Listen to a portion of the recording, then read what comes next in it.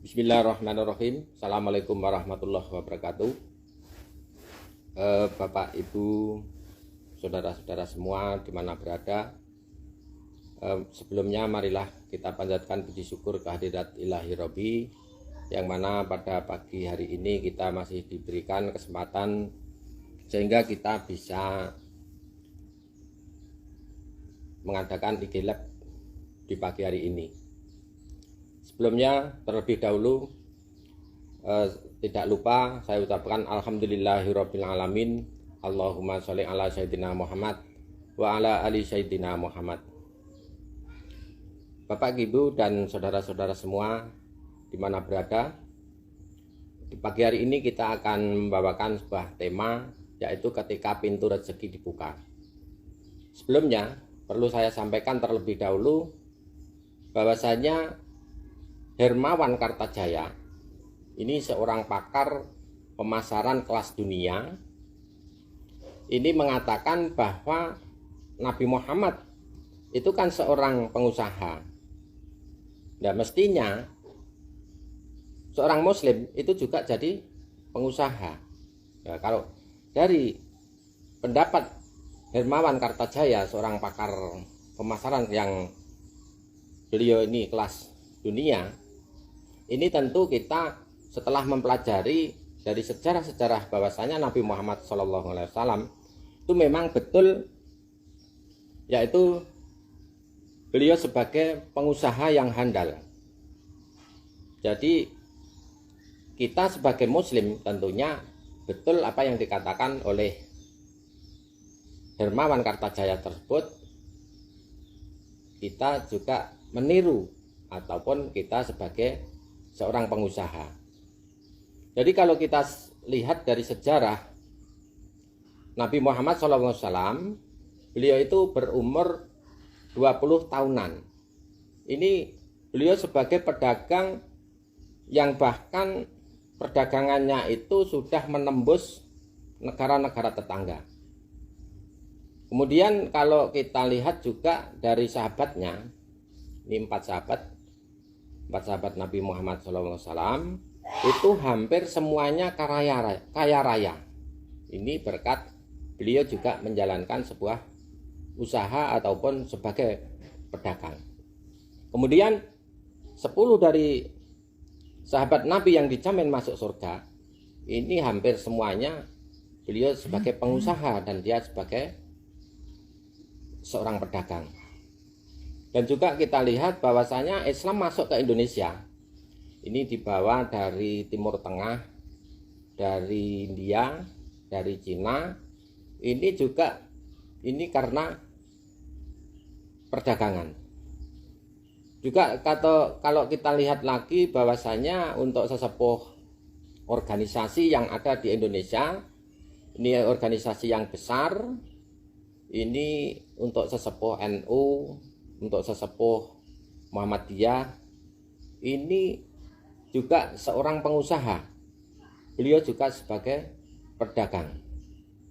Bahkan sempat pondoknya itu khusus untuk hari Selasa itu, kalau tidak salah itu tutup hanya untuk mengurus perdagangannya. Nah, inilah dari tokoh ataupun dari sesepuh organisasi yang besar yang ada di Indonesia. Ini juga beliau sebagai seorang pengusaha. Kemudian kalau kita lihat lagi dari sejarah Serikat Dagang Islam ini yang turut berperan di dalam memperjuangkan kemerdekaan Indonesia, ini juga dari Serikat Dagang Islam. Ini berperan besar juga ini.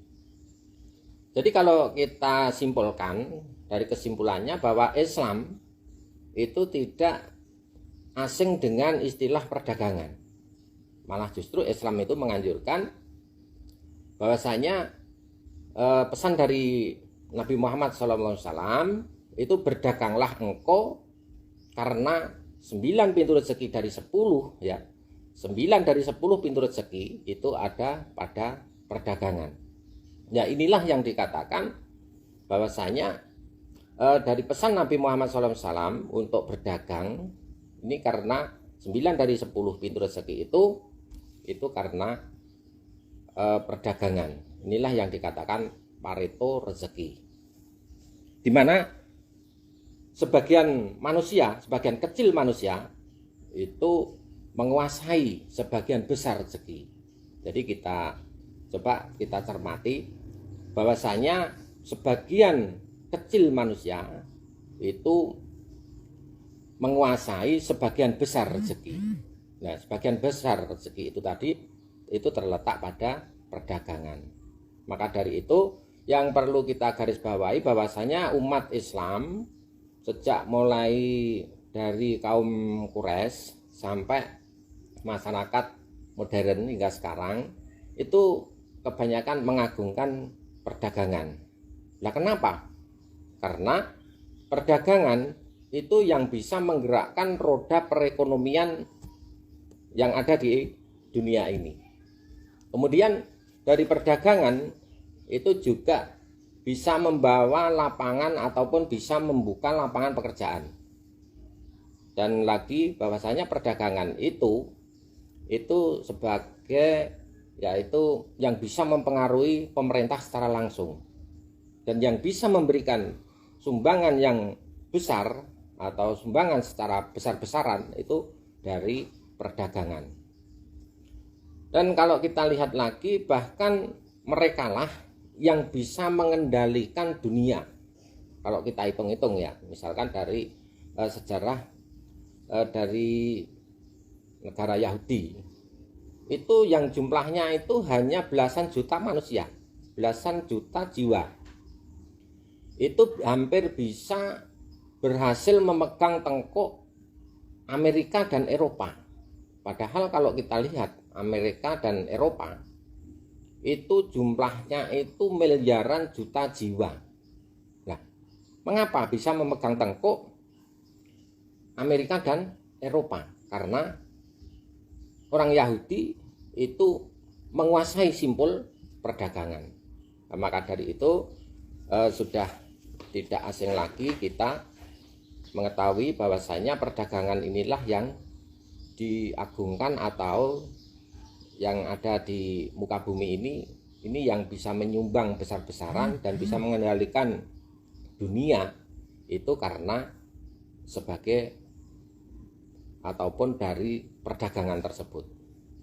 Nah, kita sebagai pengusaha pemula, marilah kita semua tentunya bisa mengarah bagaimana caranya kita juga sebagai umat Nabi Muhammad SAW dan kita juga sebagai Muslim, kalau kita itu tentunya juga itba Nabi ataupun mencontoh bahwasanya yang kuat-kuat di zaman Rasulullah SAW itu berkat menjadi pengusaha, menjadi seorang pedagang.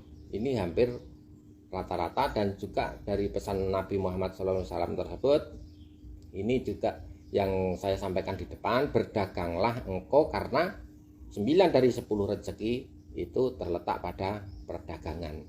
Nah, dari sini kita tentunya mau merubah, mau apa yang harus dirubah. Jadi kita sebagai seorang pengusaha yang harus kita rubah itu sebetulnya banyak sekali. Namun di pagi hari ini akan kita sampaikan itu mungkin 3 apa yang harus dirubah. Yang kita bahas di pagi hari ini yang harus kita rubah adalah nomor 1, wawasan dan ilmu. Karena wawasan dan ilmu itu sebagai penyokong kesuksesan terbesar atau yang harus kita usahakan seluas-luasnya. Jadi kita harus memperjuangkan untuk bisa mempunyai wawasan dan ilmu, untuk mencari ilmu terus-menerus. Ya, karena penyokong kesuksesan yang terbesar itu kita harus berwawasan dan berilmu. Dan juga kita ketahui bahwasanya dengan ilmu, kalau kita melihat juga apa padilah-padilah kita itu mencari ilmu, ini besar sekali. Bahwasanya kita itu itu sejak kita meniat, insya Allah kita sudah mendapatkan suatu pahala. Yang kedua, di saat kita berada di tempat belajar, kita sudah mendapatkan pahala juga. Dan yang ketiga, di saat kita memanfaatkan atau waktu kita itu setelah belajar ilmu, kita mempraktekkan, itu kita akan terus mendapatkan suatu pahala. Nah, ini pentingnya kita harus berwawasan dan ilmu. Ini yang kedua yang harus kita rubah adalah sikap. Sikap kita juga harus kita rubah. Bagaimana caranya kita itu bisa untuk terus berkembang, lebih maju. Jadi tentunya kita harus mau merubah dari sikap ataupun dari sifat yang malas menjadi semangat. Dan juga dari kita itu belum mengetahui atau bodoh, itu harus merubah menjadi pintar atau menjadi cerdas.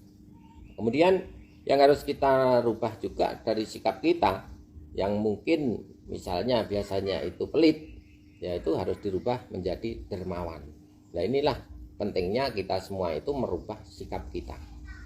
Kemudian yang ketiga yang harus kita rubah, yang ketiga adalah ibadah kita.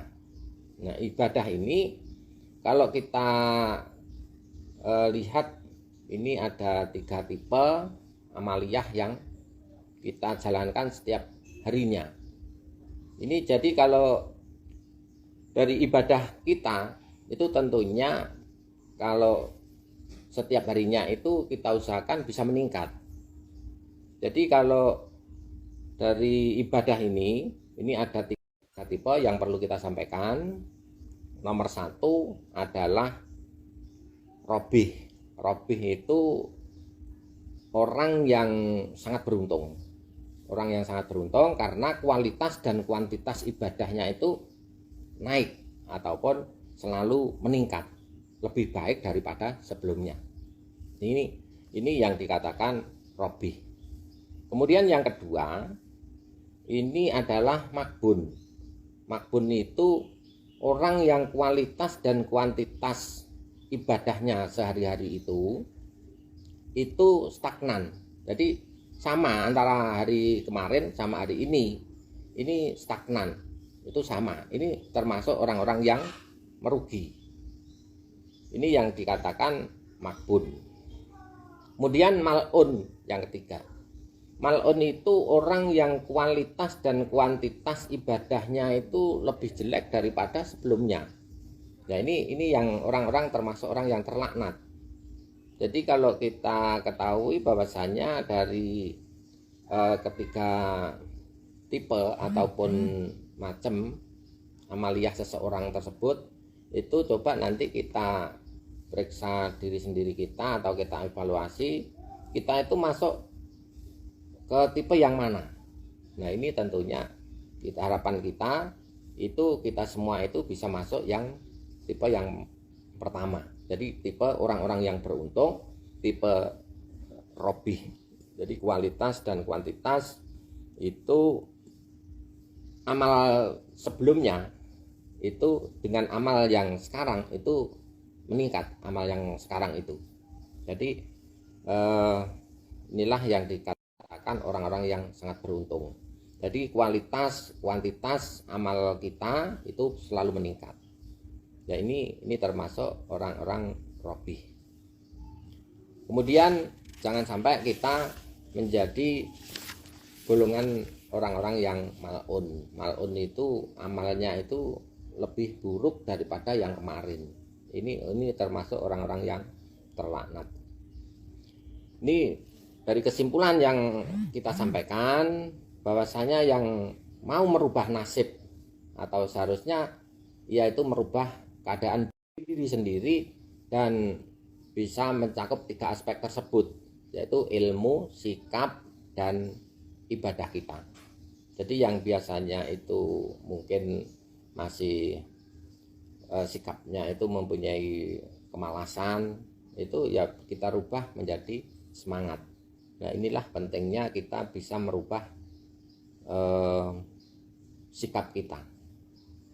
Bapak, Ibu, dan pemirsa di mana berada di pagi hari ini, bahwasanya tidak lupa saya ucapkan selamat pagi juga ini untuk Bu Dwi Mulyani yang telah bisa